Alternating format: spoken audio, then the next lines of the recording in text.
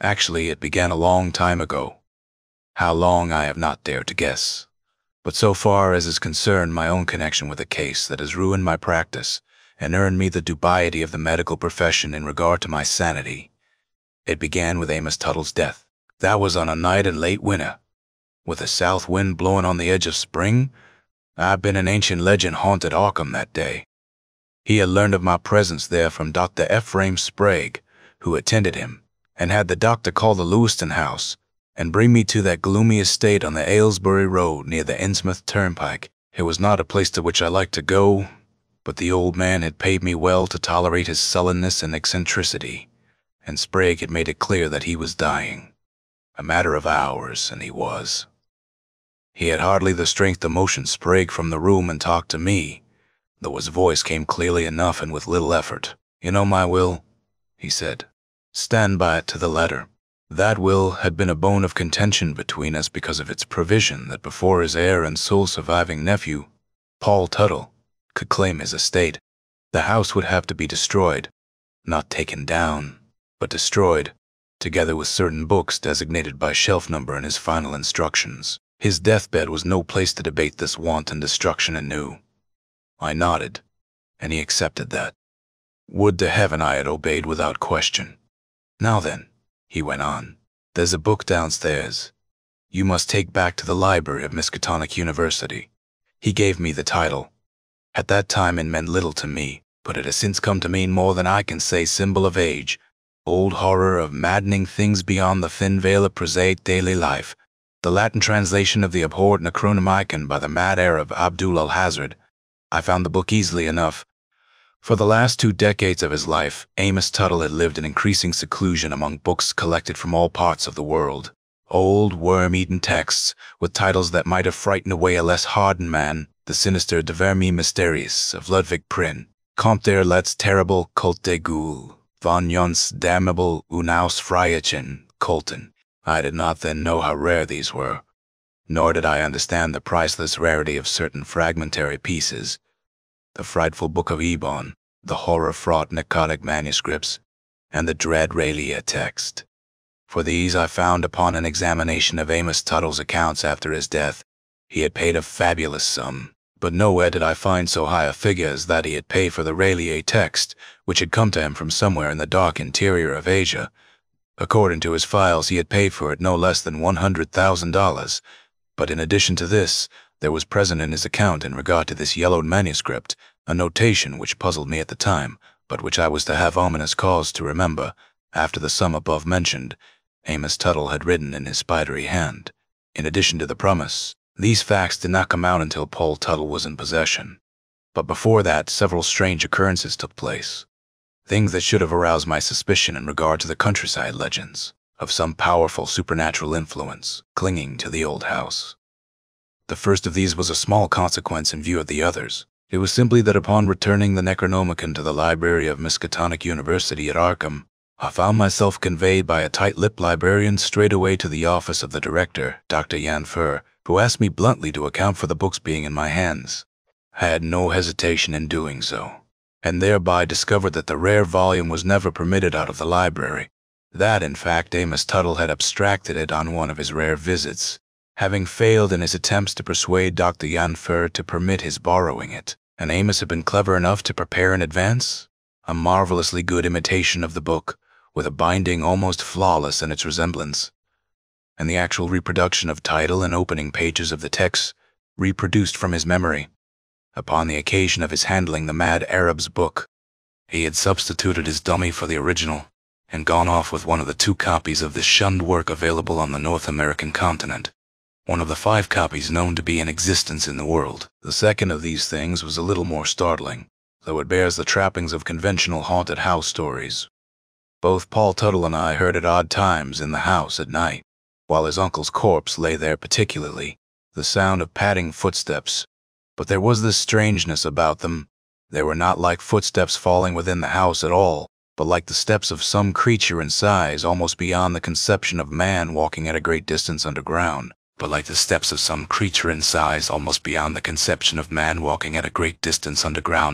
that the sound actually vibrated into the house from the depths of earth below.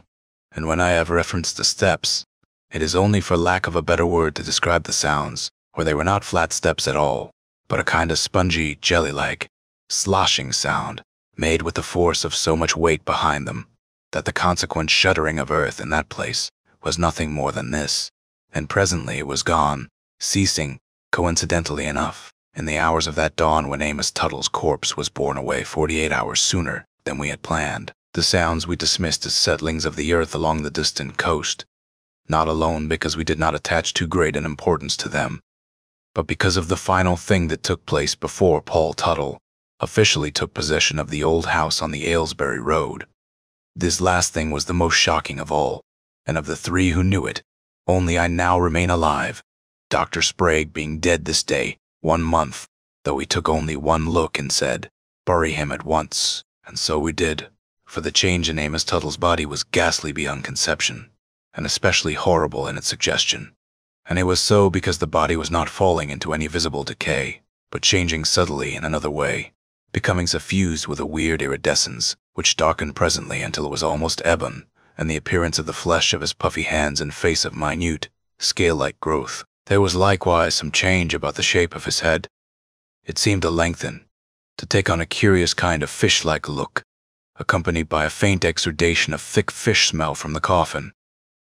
And that these changes were not purely imaginative was shockingly substantiated when the body was subsequently found in the place where malignant after-dwellers had conveyed it, and there at last falling into putrefaction though it was, others saw with me the terrible suggestive changes that had taken place, though they had mercifully no knowledge of what had gone before. But at the time when Amos Tuttle lay in the old house, there was no hint of what was to come. We were quick to close the coffin, and quicker still to take it to the ivy-covered Tuttle vault in Arkham Cemetery. Paul Tuttle was at that time in his late 40s, but like so many men of his generation, he had the face and figure of a youth in his 20s. Indeed, the only hint of his age lay in the faint traces of gray in the hair of his mustache and temples. He was a tall, dark-haired man, slightly overweight, with frank blue eyes which years of scholarly research had not reduced to the necessity of glasses. Nor was he ignorant of law, for he quickly made known that, if I, as his uncle's executor, were not disposed to overlook the clause in his will that called for the destruction of the house on the Aylesbury Road, he would contest the will on the justifiable ground of Amos Tuttle's insanity. I pointed out to him that he stood alone against Dr. Sprague and me, but I was at the same time not blind to the fact that the unreasonableness of the request might very well defeat us. Besides, I myself considered the clause in this regard amazingly wanton in the destruction it demanded, and was not prepared to fight a contest because of so minor a matter. Yet, could I have foreseen what was to come? Could I have dreamed of the horror to follow? I would have carried out Amos Tuttle's last request, regardless of any decision of the court. However, such foresight was not mine. We went to see Judge Wilton, Tuttle and I, and put the matter before him. He agreed with us that the destruction of the house seemed needless, and more than once hinted at concurrence with Paul Tuttle's belief in his late uncle's madness. "The old man's been touched for as long as I knew him," he said dryly.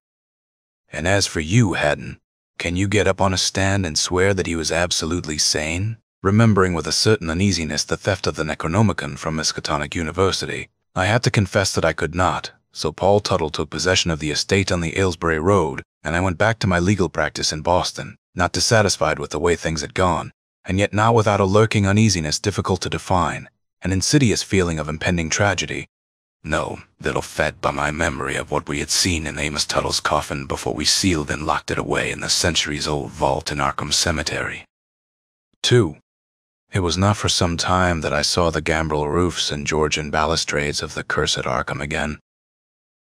And then was there on business for a client who wished me to see to it that his property in ancient Innsmouth was protected from the government agents and police who had taken possession of the shunned and haunted town. Though it was now some months since the mysterious dynamiting of blocks of the waterfront buildings and part of the terror-hung Devil Reef in the sea beyond, a mystery which has been carefully guarded and hidden since then, though I have learned of a paper purporting to give the true facts of the Innsmouth horror, a privately published manuscript written by a Providence author. It was impossible at that time to proceed to Innsmouth because Secret Service men had closed all roads. However, I made representations to the proper person and received an assurance that my client's property would be fully protected, since it lay well back from the waterfront. So I proceeded about other small matters in Arkham, I went to luncheon that day in a small restaurant near Miskatonic University, and while there heard myself accosted in a familiar voice. I looked up and saw Dr. Yan Fur, the university library's director. He seemed somewhat upset and betrayed his concern clearly in his features. I invited him to join me, but he declined. He did, however, sit down somewhat on the chair's edge. "Have you been out to see Paul Tuttle?" he asked abruptly. "I thought of going this afternoon," I replied. "Is anything wrong?" He flushed a little guiltily. "That I can't say," he answered precisely.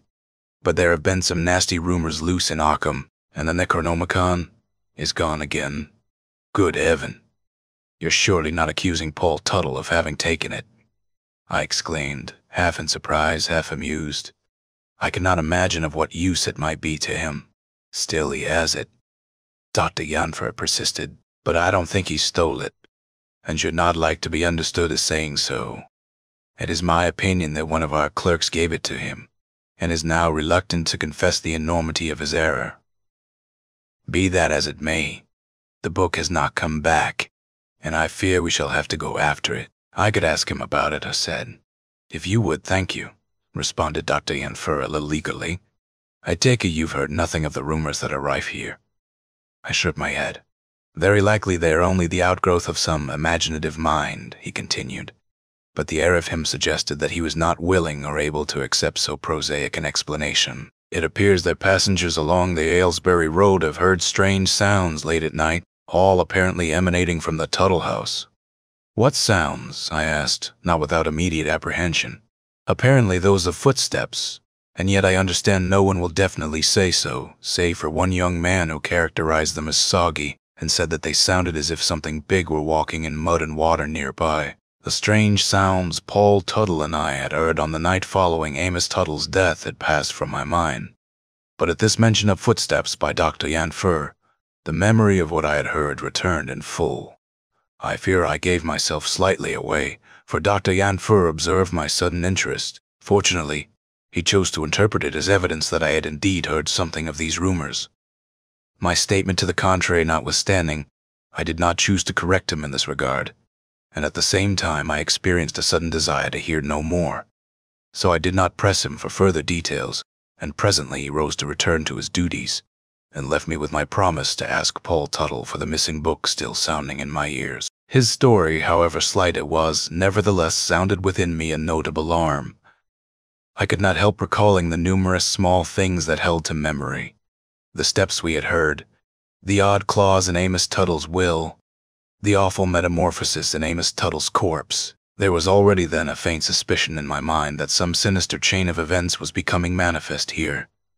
My natural curiosity rose, though not without a certain feeling of distaste, a conscious desire to withdraw, and the recurrence of that strange, insidious conviction of impending tragedy. But I determined to see Paul Tuttle as early as possible. My work in Arkham consumed the afternoon, and it was not until dusk that I found myself standing before the massive oaken door of the old Tuttle house on Aylesbury Road. My rather peremptory knock was answered by Paul himself, who stood, lamp held high in hand, peering out into the growing night. "Haddon," he exclaimed, throwing the door wider. "Come in." That he was genuinely glad to see me I could not doubt, for the note of enthusiasm in his voice precluded any other supposition. The heartiness of his welcome also served to confirm me in my intention not to speak of the rumors I had heard, and to proceed about an inquiry after the Necronomicon. I remembered that, just prior to his uncle's death, Tuttle had been working on a philological treatise relating to the growth of the Sac Indian language, and determined to inquire about this paper as if nothing else were of moment. "You've had supper, I suppose," said Tuttle, leading me down the hall and into the library. I said that I had eaten in Arkham.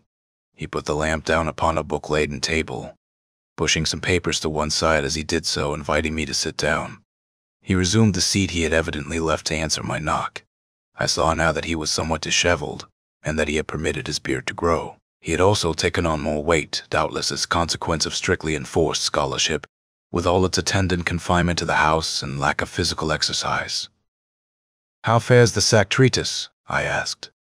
"I put that aside," he said shortly. "I may take it up later. For the present, I've struck something far more important." Just how important I cannot yet say.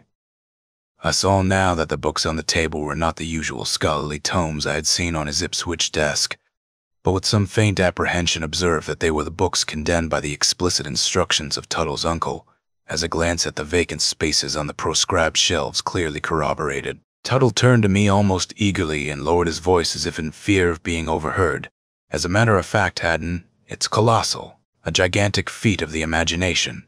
Only for this, I'm no longer certain that it is imaginative. Indeed, I'm not.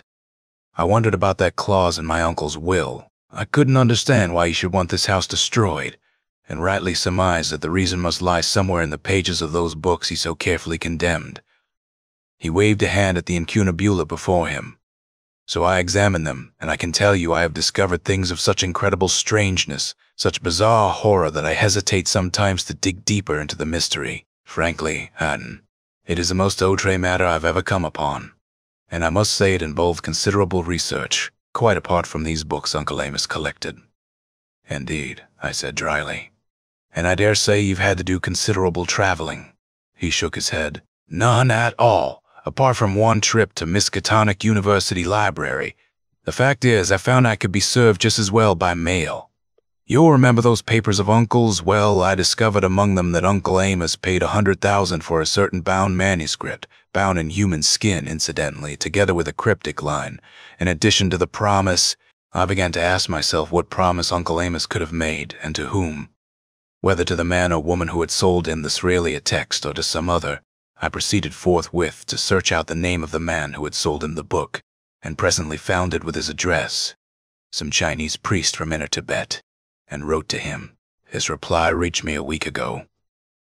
He bent away and rummaged briefly among the papers on his desk, until he found what he sought and handed it to me. I wrote in my uncle's name, not trusting entirely in the transaction, and wrote, moreover, as if I had forgotten, or had a hope to avoid the promise. He continued, his reply is fully as cryptic as my uncle's notation.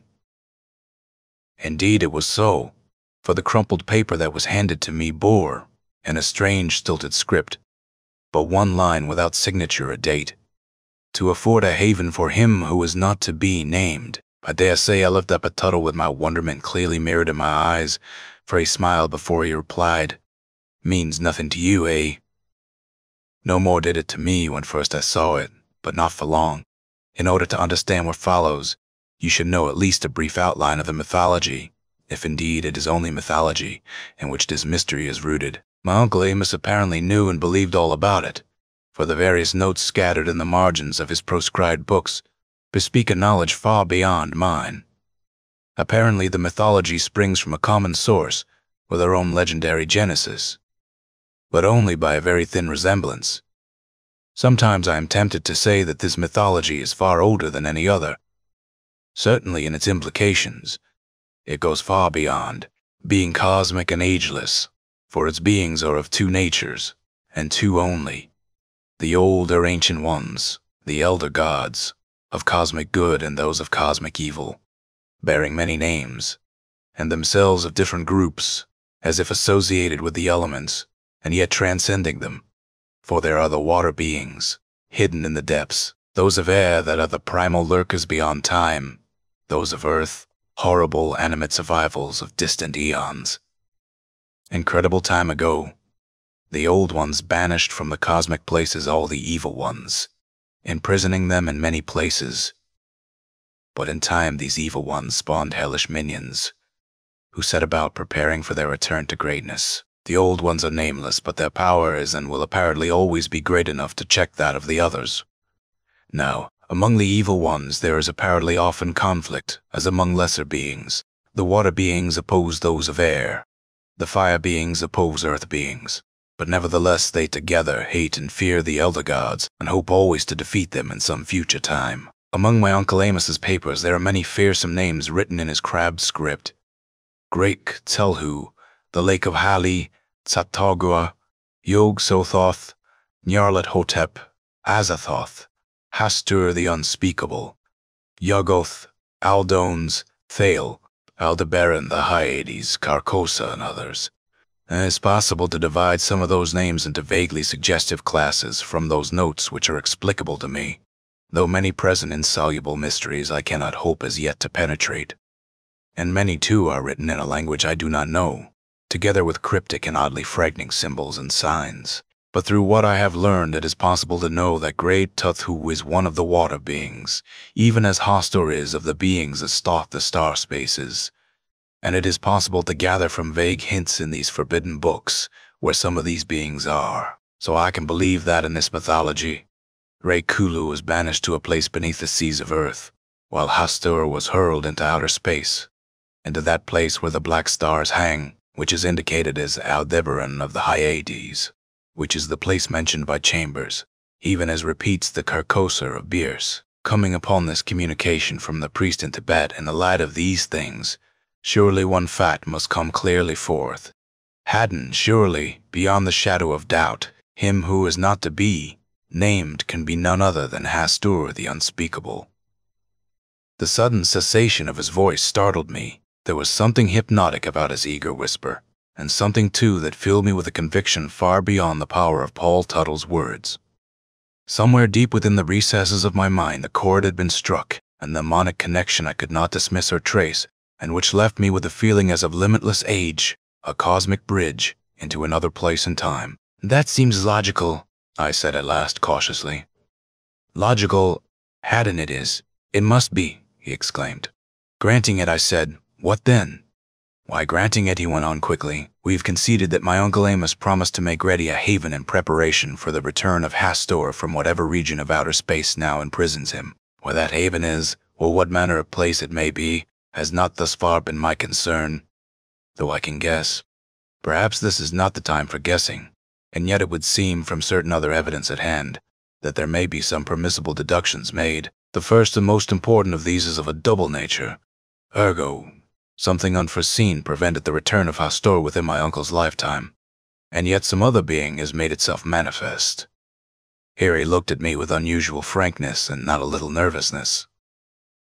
As for the evidence of this manifestation, I would rather not at this time go into it. Suffice it to say that I believe I have such evidence at hand. I return to my original premise, then. Among the few marginal notations made by my uncle, there are 2 or 3 especially remarkable ones in the Rayleigh text. Indeed, in the light of what is known or can justifiably be guessed, they are sinister and ominous notes.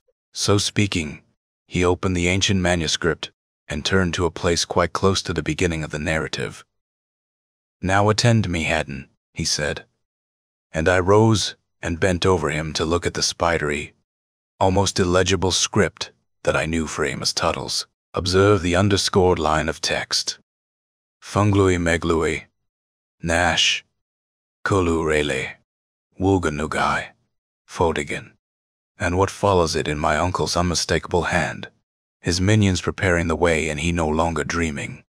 And at a more recent date, to judge by the shakiness of his hand, the single abbreviation. Obviously this means nothing without a translation of the text. Failing this, at the moment I first saw this note, I turned my attention to the parenthetical notation, and within a short while solved its meaning as a reference to a popular magazine, Weird Tales, for February 1928. I have it here. He opened the magazine against the meaningless text, partially concealing the lines which had begun to take on an uncanny atmosphere of eldritch age beneath my eyes. And there beneath Paul Tuttle's hand lay the first page of a story so obviously belonging to this unbelievable mythology that I could not repress a start of astonishment. The title, only partly covered by his hand, was The Call of Cthulhu, by H.P. Lovecraft. But Tuttle did not linger over the first page. He turned well into the heart of the story, before he paused and presented to my gaze the identical unreadable line that lay beside the crabbed script of Amos Tuttle in the incredibly rare Rayleigh text upon which the magazine reposed. And there, only a paragraph below, appeared what purported to be a translation of the utterly unknown language of the text. "In his house at Rayleigh, dead Cthulhu waits dreaming." "There you have it," resumed Tuttle with some satisfaction. Cthulhu too waited for the time of his resurgence. How many eons no one may know, but my uncle has questioned whether Cthulhu still lies dreaming, and following this is written, and doubly underscored an abbreviation which can only stand for Innsmouth. This, together with the ghastly things half hinted in this revealing story purporting to be only fiction, opens up a vista of undreamed horror of age-old evil. Good heaven! I exclaimed involuntarily. Surely you can't think this fantasy has come to life? Tuttle turned and gave me a strangely distant look. What I think doesn't matter, Haddon, he replied gravely. But there is one thing I would like very much to know. What happened at Innsmouth? What has happened there for decades past that people have shunned it so? Why has this once prosperous port sunk into oblivion? Half its houses empty, its property practically worthless. And why was it necessary for government men to blow up row after row of the waterfront dwellings? Lastly, for what earthly reason did they send a submarine to torpedo the marine spaces beyond Debo Reef, just out of Innsmouth? I know nothing of that, I replied, but he paid no heed. His voice rose a little, uncertain and trembling, and he said, I can tell you, Haddon, it is even as my Uncle Amos has written, great Tulu has risen again. For a moment I was shaken. Then I said, but it is Hastur for whom he waited. Precisely, agreed Tuttle, in a clipped professor voice. Then I should like to know who or what it is that walks in the earth in the dark hours when Fomalhaut has risen, and the Hyades are in the east. 3. Withisheabruptly. Changed the subject. He began to ask me questions about myself and my practice, and presently when I rose to go he asked me to stay the night. This I consented finally and with some reluctance to do, whereupon he departed at once to make a room ready for me. I took the opportunity thus afforded to examine his desk more closely for the Necronomicon missing from the library of Miskatonic University. It was not on his desk, but crossing to the shelves I found it there. I had just taken it down and was examining it to make certain of its identity when Tuttle re-entered the room. His quick eyes darted to the book in my hands, and he half smiled. I wish you'd take that back to Dr. Yanfer when you go in the morning, Haddon, he said casually. Now that I've copied the text, I have no further use for it. I'll do that gladly, I said, relieved that the matter could so easily be settled. Shortly after, I retired to the room on the second floor which he had prepared for me. He accompanied me as far as the door and there paused briefly, uncertain of speech, ready for his tongue and yet not permitted to pass his lips. For he turned once or twice, bade me good night before he spoke what weighed upon his thoughts. By the way, if you hear anything in the night, don't be alarmed, Haddon. Whatever it is, it's harmless as yet. It was not until he had gone and I was alone in my room that the significance of what he had said and the way he had said it dawned upon me. It grew upon me then that this was confirmation of the wild rumors that had penetrated Arkham, and that Tuttle spoke not entirely without fear. I undressed slowly and thoughtfully and got into the pajamas Tuttle had laid out for me, without deviating for an instant from the preoccupation with the weird mythology of Amos Tuttle's ancient books that held my mind. Never quick to pass judgment, I was not prone to do so now. Despite the apparent absurdity of the structure, it was still sufficiently well erected to merit more than a casual scrutiny, and it was clear to me that Tuttle was more than half convinced of its truth. This in itself was more than enough to give me pause, for Paul Tuttle had distinguished himself time and again for the thoroughness of his researches, and his published papers had not been challenged for even their most minor detail. As a result of facing these facts, I was prepared to admit at least that there was some basis for the mythology structure outlined to me by Tuttle, but as to its truth or error, of course I was in no position at that time to commit myself, even within the confines of my own mind. For once a man concedes or condemns a thing within his mind, it is doubly, nay triply, difficult to rid himself of his conclusion, however ill-advised it may subsequently prove to be. Thinking thus, I got into bed and lay there awaiting sleep. The night had deepened and darkened, though I could see through the flimsy curtain at the window that the stars were out, Andromeda high in the east, and the constellations of autumn beginning to mount the sky. I was on the edge of sleep when I was startled awake again by a sound which had been present for some time, but which had only just then been borne in upon me with all its significance. The faintly trembling step of some gigantic creature vibrating all through the house, though the sound of it came not from within the house, but from the east, and for a confused moment I thought of something risen from the sea and walking along the shore in the wet sand. But this illusion passed when I raised myself on one elbow and listened more intently. For a moment there was no sound whatever, then it came again, irregularly, broken. A step, a pause, 2 steps in fairly quick succession, an odd sucking noise. Disturbed, I got up and went to the open window. The night was warm, and the still air almost sultry. Far to the northeast a beacon cut an arc upon the sky, and from the distant north came the faint drone of a night plane. It was already past midnight, though in the east shone red Aldebaran and the Pleiades, but I did not at that time, as I did later, connect the disturbances I heard to the appearance of the Hyades above the horizon. The odd sounds meanwhile continued unabated, and it was borne in upon me presently that they were indeed approaching the house. However slow their progress, and that they came from the direction of the sea, I could not doubt, for in this place there were no configurations of earth that might have thrown any sound out of directional focus. I began to think again of those similar sounds we had heard while Amos Tuttle's body lay in the house, though I did not then remember that, even as the Hyades lay now low in the east, so they were then setting in the west. If there were any difference in the manner of their approach, I was not able to ascertain it, unless it was that the present disturbance seemed somehow closer. But it was not a physical closeness, as much as a psychic closeness. The conviction of this was so strong that I began to feel a growing uneasiness, not untinged with fear. I began to experience a wild restlessness, a desire for company, and I went quickly to the door of my room, opened it and stepped quietly into the hall in search of my host. But now at once a new discovery made itself known. As long as I had been in my room, the sounds I had heard seemed unquestionably to come from the east, notwithstanding the faint, almost intangible tremors that seemed to shudder through the old house. But here, in the darkness of the hall whither I had gone without a light of any kind, I became aware that the sounds and tremblings alike emanated from below, not indeed from any place in the house, but below that, rising as if from subterranean places.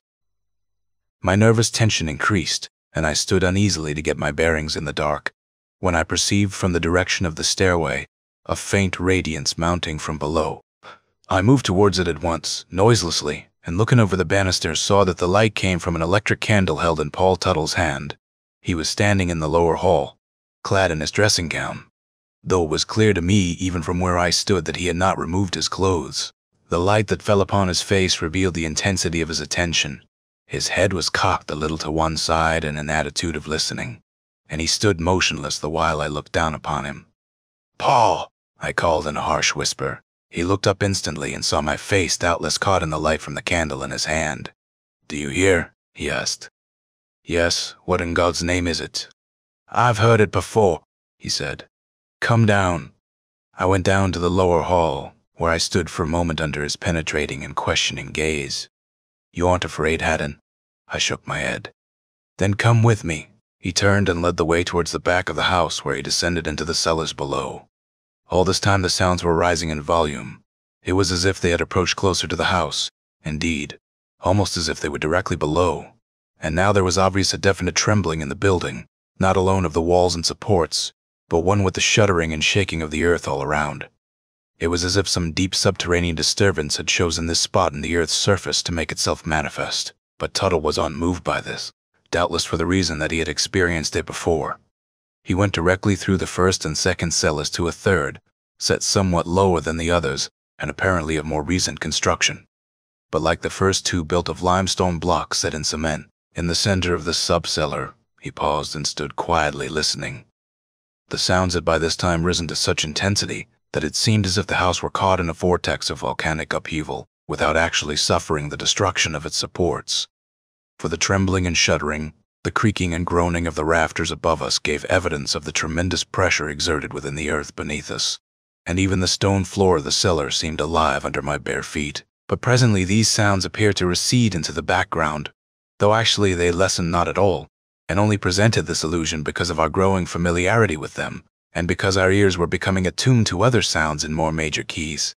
These too rising from below as from a great distance, but carrying with them an insidious hellishness in the implications that grew upon us. For the first whistling sounds were not clear enough to justify any guess as to their origin, and it was not until I had been listening for some time that it occurred to me that the sounds breaking into the weird whistling or whimpering derived from something alive, some sentient being. For presently they resolved into uncouth and shocking mouthings, indistinct and not intelligible even when it could be clearly heard. By this time, Tuttle had put the candle down, had come to his knees, and now half lay upon the floor with his ear close to the stone. In obedience to his motion, I did likewise, and found that the sounds from below resolved into more recognizable syllables, though no less meaningless. For the first, while I heard nothing but incoherent and apparently unconnected ululations, with which were interpolated chanting sounds, which later I put down as follows: Eala shub nigarath, Ea, Tethuhu fotagan, Ea, Tuhu. But that I was in some error in regard to at least one of these sounds I soon learned. Cthulhu itself was plainly audible despite the fury of mounting sound all around, but the word that followed now seemed somewhat longer than fotagan. It was as if an extra syllable had been added, and yet I could not be certain that it had not been there all the while, for presently it came clearer, and Tuttle took from a pocket his notebook and pencil and wrote that saying Tethuhu naftangan. Judging by the expression of his eyes, faintly elated, this evidently conveyed something to him, but to me it meant nothing, apart from ability to recognize a portion of it as identical in character with the words that appeared in the abhorred Relia text, and subsequently again in the magazine story, where its translation would seem to have indicated that the words meant Tethuhu waits dreaming. My obvious blank ignorance of his meaning apparently recalled to my host that his philological learning was far in excess of mine, for he smiled bleakly and whispered, "It can be nothing else but a negative construction." Even then I did not at once understand that he meant to explain that the subterranean voices were not saying what I had thought, but Cthulhu no longer waits dreaming. There was now no longer any question of belief, for the things that were taking place were of no human origin, and admitted of no other solution than one in some way, however remotely, related to the incredible mythology Tuttle had so recently expounded to me. And now, as if this evidence of feeling and hearing were not enough, there became manifest a strange fetid smell, mingled with a nauseatingly strong odor of fish, apparently seeping up through the porous limestone. Tuttle became aware of this almost simultaneously with my own recognition, and I was alarmed to observe in his features traces of apprehension stronger than any I had heretofore noticed. He lay for a moment quietly, then he rose stealthily, took up the candle and crept from the room, beckoning me after him. Only when we were once more on the upper story did he venture to speak. "They are closer than I thought," he said then, musingly. "Is it Hastur?" I asked nervously, but he shook his head. "It cannot be he, because the passage below leads only to the sea, and is doubtless partly full of water, therefore it can only be one of the water beings. Those who took refuge there when the torpedoes destroyed Devil Reef beyond Shondinsmouth, Cthulhu, or those who serve him, as the Migos serve in the icy fastnesses, and the Cho-Cho people serve on the hidden plateaus of Asia." Since it was impossible to sleep, we sat for a time in the library, while Tuttle spoke in a half-chanting manner of the strange things he had come upon in the old books that had been his uncle's, sat waiting for the dawn while he told of the dreaded plateau of Leng, of the black goat of the woods with 1,000 young, of Azathoth and Nyarlathotep, Hotep, the mighty messenger who walked the star spaces in the semblance of man, of the horrible and diabolic yellow sign, the haunted and fabled towers of mysterious Carcosa, of terrible Yoligar and hated Tsar, of Ithaqua, the snow thing, of Shadnar, Faun, and Nagatuthan, of unknown Kadath and the fungi, from Yogoth. So he talked for hours, while the sounds below continued, and I sat listening in a deadly terror-fraught fear. And yet that fear was needless, for with the dawn the stars paled, and the tumult below died subtly away, fading towards the east and the ocean's deeps, and I went at last to my room eagerly to dress, in preparation for my leave-taking for INLITTLEOVR month. I was again on my way to the Tuttle estate, via Arkham, in response to an urgent card from Paul, upon which he had scrawled in a shaky hand the single word, "Come." Even if he had not written, I should have considered it my duty to return to the old house on the Aylesbury Road, despite my distaste for Tuttle's soul-shaking research, and the now active fear I could not help but feel. Still, I had been holding off ever since coming to the decision that I should attempt to dissuade Tuttle from further research until the morning of the day on which his card came. On that morning I found in the transcript a garbled story from Arkham. I would not have noticed it at all had it not been for the small head to take the eye. Outrage in Arkham Cemetery, and below, Tuttle, vault violated. The story was brief, and disclosed little beyond the information already conveyed by the headings. It was discovered here early this morning that vandals have broken into and partly destroyed the Tuttle Vault in Arkham Cemetery. One wall is smashed almost beyond repair, and the coffins have been disturbed. It has been reported that the coffin of the late Amos Tuttle is missing, but confirmation cannot be had by the time this issue goes to press. Immediately upon reading this vague bulletin, I was seized with the strongest apprehension, come upon me from I know not what source. Yet I felt at once that the outrage perpetrated upon the vault was not an ordinary crime, and I could not help connecting it in my mind with the occurrences at the old Tuttle house. I had therefore resolved to go to Arkham, and thence to see Paul Tuttle before his card arrived. His brief message alarmed me still more, if possible, and at the same time convinced me of what I feared, that some revolting connection existed between the cemetery outrage and the things that walked in the earth beneath the house on Aylesbury Road. But at the same time I became aware of a deep reluctance to leave Boston, obsessed with an intangible fear of invisible danger from an unknown source. Still, duty compelled my going, and however strongly I might shun it, go I must.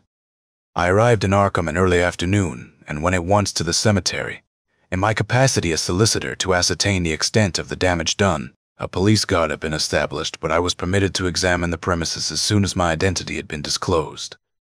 The newspaper account I found had been shockingly inadequate, for the ruin of the Tuttle Vault was virtually complete, its coffins exposed to the sun's warmth, some of them broken open, revealing long dead bones. While it was true that Amos Tuttle's coffin had disappeared in the night, it had been found at midday in an open field about 2 miles east of Arkham, too far from the road to have been carried there, and the mystery of its being there was, if anything, deeper now than at the time the coffin had been found. For an investigation had disclosed certain deep indentations set at wide intervals in the earth, some of them as much as 40 feet in diameter. It was as if some monstrous creature had walked there, though I confess that this thought occurred only within my own mind. The impressions in the earth remained a mystery upon which no light was thrown even by the wildest surmises as to their source. This may have been partly due to the more startling fact that had emerged immediately upon the finding of the coffin. The body of Amos Tuttle had vanished, and a search of the surrounding terrain had failed to disclose it. So much I learned from the custodian of the cemetery before I set out along the Aylesbury Road, refusing to think further about this incredible information, until I had spoken with Paul Tuttle. This time my summons at his door was not immediately answered, and I had begun to wonder with some apprehension whether something had happened to him, when I detected a faint scuffling sound beyond the door, and almost immediately heard Tuttle's muffled voice. "Who is it?" "Haddon," I replied, and heard what seemed to be a gasp of relief. The door opened, and it was not until it had closed that I became aware of the nocturnal darkness of the hall, and saw that the window at the far end had been tightly shuttered, and that no light fell into the long corridor from any of the rooms opening off it. I forbore to ask the question that came to my tongue, and turned instead to Tuttle. It was some time before my eyes had mastered the unnatural darkness sufficiently to make him out, and then I was conscious of a distinct feeling of shock. For Tuttle had changed from a tall, upright man in his prime to a bent, heavy man of uncouth and faintly repulsive appearance, betraying an age which actually was not his, and his first words filled me with high alarm. "Quick now, Haddon," he said. "There's not much time." "What is it? What's wrong, Paul?" I asked. He disregarded this, leading the way into the library where an electric candle burned dimly. "I've made a packet of some of my uncle's most valuable books to text, the Book of Iban, the Nicotic manuscripts, some others. These must go to the library of Miskatonic University by your hand today, without fail. They are henceforth to be considered the property of the library, and here's an envelope containing certain instructions to you, in case I fail to get in touch with you either personally or by telephone, which I have had installed here since your last visit, by 10 o'clock tonight. You are staying, I assume, at the Lewiston house. Now attend me closely. If I fail to telephone you to the contrary before 10 o'clock tonight, you are to follow the instructions herein contained without hesitation. I advise you to act immediately, and since you may feel them too unusual to proceed swiftly, I have already telephoned Judge Wilton and explained that I've left some strange but vital instructions with you, but that I want them carried out to the letter." "What's happened, Paul?" I asked. For a moment it seemed as if he would speak freely, but he only shook his head and said, "As yet I do not know all. But this much I can say. We have both, my uncle and I, made a terrible mistake. and I fear it is now too late to rectify it. You have learned of the disappearance of Uncle Amos's body. I nodded. It has since turned up. I was astounded since I had only just come from Arkham, and no such intelligence had been imparted to me. Impossible, I exclaimed. They are still searching. Ah, no matter, he said oddly. It is not there. It is here, at the foot of the garden, where it was abandoned when it was found useless. At this, he jerked his head up suddenly, and we heard the shuffling and grunting sound that came from somewhere in the house. But in a moment it died away, and he turned again to me. The Haven, he muttered, and gave a sickly laugh. The tunnel was built by Uncle Amos, I am sure, but it was not the Haven Hastur wanted, though it serves the minions of his half-brother, great though who. It was almost impossible to realize that the sun shone outside, for the murkiness of the room and the atmosphere of impending dread that hung over me combined to lend to the scene an unreality apart from the world from which I had just come. Despite the horror of the violated vault, I perceived also about Tuttle an air of almost feverish expectancy coupled with a nervous haste. His eyes shone oddly and seemed more prominent than I had previously known them. His lips seemed to have coarsened and thickened, and his beard had become matted to a degree I would not have thought possible. He listened now only for a moment, before he turned back to me. I myself need to stay for the present. I have not finished mining the place, and that must be done, he resumed erratically, but went on before the questions that rose in me could find utterance. I've discovered that the house rests upon a natural artificial foundation, that below the place there must be not only the tunnel, but a mass of cavernous structures, and I believe that these caverns are for the most part water-filled, and perhaps inhabited, he added as a sinister afterthought. But this, of course, is at the present time of small importance.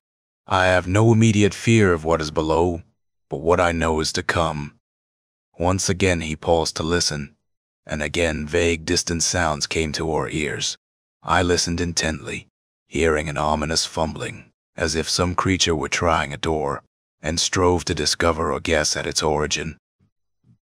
I had thought at first that the sound emanated from somewhere within the house, thought almost instinctively of the attic, for it seemed to come from above, but in a moment it was borne in upon me that the sound did not derive from any place within the house, nor yet from any portion of the house outside, but grew from some place beyond that, from a point in space beyond the walls of the house. A fumbling, plucking noise which was not associated in my consciousness. What a regum plucking noise which was not associated in my consciousness. But rather, I peered at Tuttle, and saw that his attention was also for something from outside, for his head was somewhat lifted and his eyes looked beyond the enclosing walls, bearing in them a curiously rapt expression, not without fear, nor yet without a strange air of helpless waiting. That is Hastur's sign, he said in a hushed voice. When the Hyades rise and Aldebaran stalks the sky tonight, he will come. The other will be here with his water people, those of the primal guild races. Then he began to laugh suddenly, soundlessly, and with a sly, half-mad glance added, And Kethohu and Hastur shall struggle here for the haven, while great Orion strides above the horizon, with Betelgeuse where the elder gods are, who alone can block the evil designs of these hellish spawn. My astonishment at his words doubtless showed in my face, and in turn made him understand what shocked hesitation and doubt I felt. For abruptly his expression altered, his eyes softened, his hands clasped and unclasped nervously, and his voice became more natural. "But perhaps this tires you, Hatton," he said. "I will say no more, for the time grows short. The evening approaches, and in a little while the night. I beg you to have no question about following the instructions I have outlined in this brief note for your eyes. I charge you to follow my directions implicitly. If it is as I fear, even that may be of no avail. If it is not, I shall reach you in time." With that, he picked up the packet of books, placed it in my hands, and led me to the door, whither I followed him without protest. For I was bewildered and not a little unmanned at the strangeness of his actions, the uncanny atmosphere of brooding horror that clung to the ancient menace-ridden house. At the threshold he paused briefly and touched my arm lightly. "Goodbye, Hatton," he said with friendly intensity. Then I found myself on the stoop in the glare of the lowering sunlight so bright that I closed my eyes against it until I could again accustom myself to its brilliance, while the cheerful chortle of a late bluebird on a fence post across the road sounded pleadily in my ears, as if to belie the atmosphere of dark fear and eldritch horror behind. 5. ICOMENOW, to that portion of my narrative upon which I am loath to embark, not alone because of the incredibility of what I must write, but because it can at best be a vague, uncertain account, replete with surmises and remarkable if disjointed evidence of horror, torn eon old evil, beyond time, of primal things that lurk just outside the pale of life we know. How much of this Tuttle learned from those hellish texts he entrusted to my care for the locked shelves of Miskatonic University Library I cannot say. Certain it is that he guessed many things he did not know until too late. Of others he gathered hints, though it is to be doubted that he fully comprehended the magnitude of the task upon which he so thoughtlessly embarked, when he sought to learn why Amos Tuttle had willed the deliberate destruction of his house and books. Following my return to Arkham's ancient streets, events succeeded events with undesirable rapidity. I deposited Tuttle's packet of books with Dr. Yenfer at the library, and made my way immediately after to Judge Wilton's house, where I was fortunate enough to find him. He was just sitting down to supper, and invited me to join him, which I did, though I had no appetite of any kind. Indeed, food seeming repugnant to me by this time, all the fears and intangible doubts I had held had come to a head within me, and Wilton saw at once that I was laboring under an unusual nervous strain. "Curious thing about the Tuttle vault, isn't it?" he ventured shrewdly, guessing at the reason for my presence in Arkham. "Yes, but not half so curious as the circumstance of Amos Tuttle's body reposing at the foot of his garden," I replied. "Indeed," said he, without any visible sign of interest, his calmness serving to restore me in some measure to a sense of tranquility. "I dare say you've come from there and know whereof you speak." At that I told him as briefly as possible the story I had come to tell, omitting only a few of the more improbable details, but not entirely succeeding in dismissing his doubts, though he was far too much a gentleman to permit me to feel them. He sat for a while in thoughtful silence after I had finished, glancing once or twice at the clock which showed the hour to be already past 7. Presently he interrupted his reverie to suggest that I telephone Lewiston House and arrange for any calls for me to be transferred to Judge Wilton's home. This I did instantly, somewhat relieved that he had consented to take the problem seriously enough to devote his evening to it. "As for the mythology," he said, directly upon my return to the room, "it can be dismissed as the creation of a mad mind, the heir of Abdul-Hazred. I say advisedly it can be, but in the light of the things which have happened in Innsmouth, I should not like to commit myself. However, we are not at present in session. The immediate concern is for Paul Tuttle himself. I propose that we examine his instructions to you forthwith." I produced the envelope at once and opened it. It contained but a single sheet of paper, bearing these cryptic and ominous lines: "I have mined the house and all. Go immediately without delay to the pasture gate west of the house, where in the shrubbery on the right side of the lane as you approach from Arkham, I have concealed the detonator. My Uncle Amos was right. It should have been done in the first place. If you fail me, Haddon, then before God you loose upon the countryside such a scourge as man has never known and will never see again, if indeed he survives it." Some inkling of the cataclysmic truth must at that moment have begun to penetrate my mind, for when Judge Wilton leaned back, looked at me quizzically and asked, I replied without hesitation, "I'm going to follow those instructions to the letter." He gazed at me for a moment without comment, and he bowed to the inevitable and settled back. "We shall wait for 10 o'clock together," he said gravely. The final act of the incredible horror that had its focal point in the Tuttle house took place just a little before 10, coming upon us in the beginning in so disarmingly prosaic a manner that the full horror when it came was doubly shocking and profound. For 5 minutes to 10 the telephone rang. Judge Wilton took it at once, and even from where I sat I could hear the agonized voice of Paul Tuttle calling my name. I took the telephone from Judge Wilton. "This is Haddon," I said with a calmness I did not feel. "What is it, Paul?" "Do it now," he cried. "Oh God, Haddon, right away, before too late. Oh God, the Haven, the Haven. You know the place, Pasture Gate. Oh God, be quick." And then there happened what I shall never forget, the sudden, terrible degeneration of his voice, so that it was as if it crumpled together and sank into abysmal mouthings. For the sounds that came over the wire were bestial and crude, brutish, drooling sounds, from among which certain of them recurred again and again, and I listened in steadily mounting horror to the triumphant gibbering before it died away. "Iya! Iya! Hastur! Iya! Iya! Hastur kayak ugelagan. Of Jelagan? Of Jelagan? Aye. Nigerath. Hastur Hasturfdagan. Hastur mate. Then abruptly, all sound died away, and I turned to face Judge Wilton's terror-stricken features, and yet I did not see him, nor did I see anything in my understanding of what must be done. For abruptly, with cataclysmic effect, I understood what Tuttle had failed to know until too late. And at once I dropped the telephone. At once I ran hatless and coatless from the house into the street, with the sound of Judge Wilton frantically summoning police over the telephone fading into the night behind me. I ran with unnatural speed from the shadowed, haunted streets of witch-cursed Arkham into the October night, down the Aylesbury Road into the lane and the pasture gate, where for one brief instant, while sirens blew behind me, I saw the Tuttle house through the orchard outlined in a hellish purple glow, beautiful but unearthly, and tangibly evil. Then I pushed down the detonator, and with a tremendous roar the old house burst asunder, and flames leaped up where the house had stood. For a few dazed moments I stood there, aware suddenly of the arrival of police along the road south of the house, before I began to move up to join them, and so saw that the explosion had brought about what Paul Tuttle had hinted, the collapse of the subterranean caverns below the house, for the land itself was settling, slipping down, and the flames that had risen were hissing and steaming in the water gushing up from below.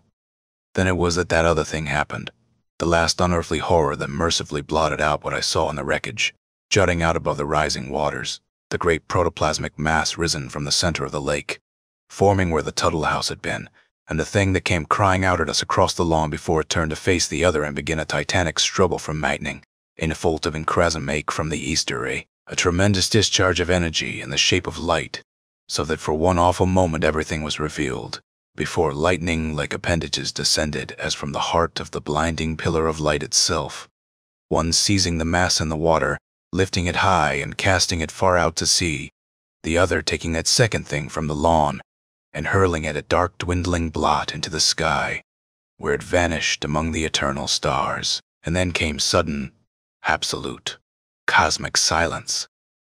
And where, a moment before, this miracle of light had been, there was now only darkness and the line of trees against the sky, and low in the east, the gleaming eye of Betelgeuse, as Orion rose into the autumn night. For an instant I did not know which was worse, the chaos of the previous moment or the utter black silence of the present.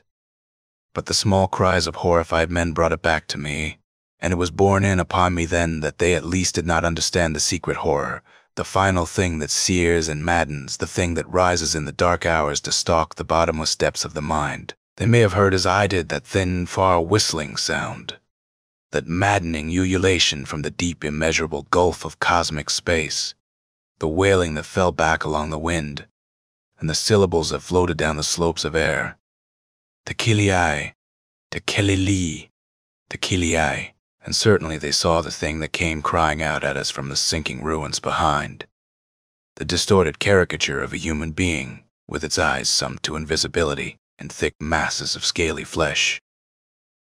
The thing that flailed its arms bonelessly at us like the appendages of an octopus. The thing that shrieked and gibbered in Paul Tuttle's voice, but they could not know the secret that I alone knew. The secret Amos Tuttle might have guessed in the shadows of his dying hours. The thing Paul Tuttle was too late in learning, that the haven sought by Hastur the unspeakable, the haven promised him who was not to be named, was not the tunnel, and not the house, but the body and soul of Amos Tuttle. Himself Fananal, and not the house, but the body and soul of Amos Tuttle himself, and, failing these, the living flesh and immortal soul of him who lived in that doomed house on the Aylesbury Road.